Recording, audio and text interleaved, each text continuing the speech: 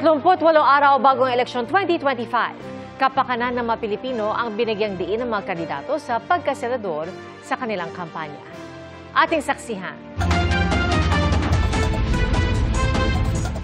Edukasyon de kalidad ang isa sa mga plataporma ni Ariel Querubin. Dagdag pondo para sa kabuhayan ang tututukan ni Tito Soto. Edukasyon ang gustong tutukan ni Senador Francis Tolentino. Isusulong daw ni Congressman Erwin Tulfo ang 200 pesos legislated wage increase. Pagpapalawig ng SMEs ang isa sa mga isinusulong ni Benhur Abalos. Binigyan din ni Abby Binay ang pagpapalawig ng kalidad ng edukasyon. Nais palakasin ni Ping Lacson ang puwersa ng pulisya. Si Senator Lito Lapid na akong tutulong sa pagpapalawig ng turismo. Si Senador Bong Revilla isusulong ang kapakanan ng senior citizens. Pagpapalakas sa sektor agrikultura ang pangako ni Congresswoman Camille Villar. Tinalakay ni Jerome Adonis ang sapat na sahod, kasama niya roon si Mimi Doringo.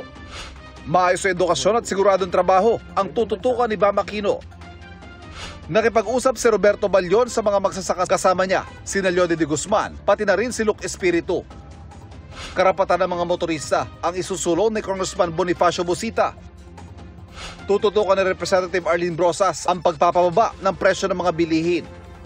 Susuportahan ni Senator Pia Cayetano ang kapakanan ng barangay health workers.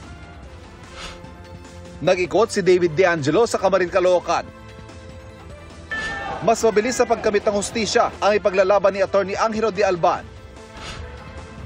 Paglapit ng serbisyo sa mga tao ang isinusulong ni Senator Bongo. Dr. Richard Mata, Ipe Salvador. Paalala ni Congressman Rodante Marcoleta, iboto ang may pangmatagalang plano para sa mahihirap. Sa Iloilo, binalikan ni Heidi Mendoza ang trabaho noon sa COA at paglaban sa katiwalian. Patuloy namin sinusundan ang kampanya ng mga tumatakbong senador sa eleksyon 2025. Para sa GMA Integrated News, Ivan Mayrina, ang inyong saksi.